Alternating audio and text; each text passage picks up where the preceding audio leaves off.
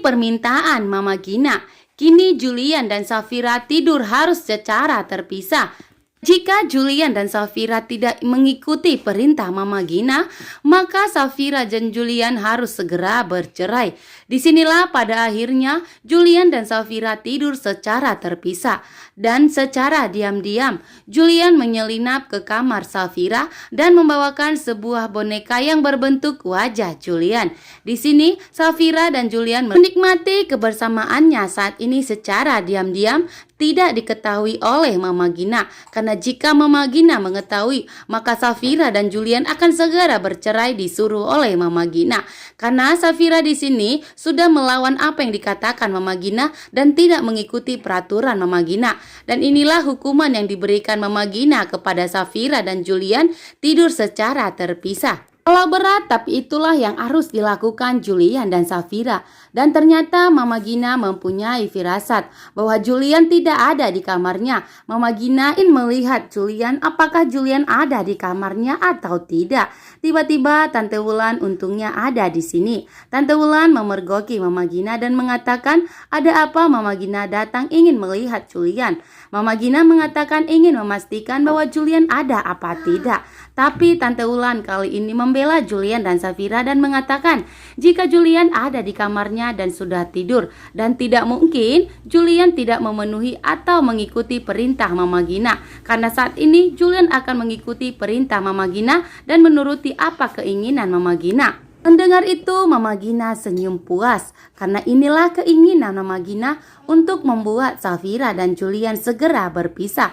Ide cemerlang yang disimpan Mama Gina saat ini sudah dijalankannya agar Safira dan Julian segera berpisah. Itulah rencana licik dari Mama Gina.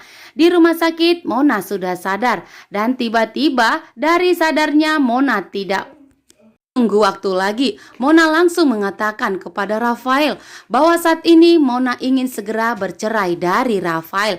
Karena sampai kapanpun bahwa Rafael tidak akan pernah mencintai Mona. Perjuangan usaha yang dilakukan Mona semuanya akan sia-sia. Karena sampai kapanpun Rafael akan hanya selalu mencintai Safira. Rasa sakit Mona saat ini sudah tidak terbendung lagi. Sehingga Rafael sangat kaget. Kenapa Mona bisa mengatakan seperti itu? Karena sampai saat ini biasanya Mona tidak mau bercerai dari Rafael. Di sini Mama Lestari marah besar kepada Rafael. Apa yang dikatakan Mona itu semua benar. Maka Rafael selalu mencintai Safira. Sampai saat hamil pun Mona tetap Rafael selalu mengharapkan Safira kembali kepadanya.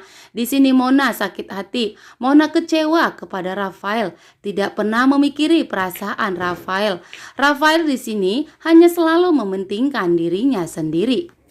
Membuat Mama Lestari marah besar kali ini kepada Rafael dan tidak akan pernah memaafkan Rafael karena Mona sudah meminta cerai dari Rafael. Dan ternyata di sini Yuda dan Dania sudah bertemu.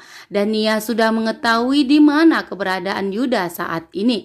Dania dan Yuda sangat bahagia. Akhirnya Dania dapat menemukan di mana keberadaan Yuda saat ini. Dan di saat Dania dan Yuda sedang bersama, dan Yuda berpelukan untuk melepaskan rindu, yang dimana Dania selama ini sangat khawatir mengenai keadaan Yuda. Apapun akan dilakukan Yuda untuk mengetahui di mana keberadaan Yuda dan ingin menyelamatkan Yuda, termasuk kembali kepada Romi. Padahal Romi saja tidak mengetahui di mana keberadaan Yuda. Dan ternyata di saat Yuda dan Dania sedang bersama, tiba-tiba Romi muncul di hadapan Yuda dan Dania. Di sini Romi marah besar kepada Yuda karena Yuda selalu mengganggu hubungannya dengan Dania. Dan Romi di sini muak melihat keromantisan atau kebersamaan Yuda dan Dania. Dan Romi tidak mau Yuda selalu mengganggu hubungannya dengan Dania. Disinilah terjadi perkelahian hebat antara Yuda dan Romi untuk merebutkan cinta dari Dania. Karena Romi tidak ingin Dania jatuh ke pelukan Yuda, sehingga terjadilah perkelahian. Di sini Romi langsung menghajar Yuda dan Romi mengambil tepat sasaran di jantung Yuda. Dan hajaran dari Romi membuat Yuda sampai terkapar dan tidak bisa melawan lagi.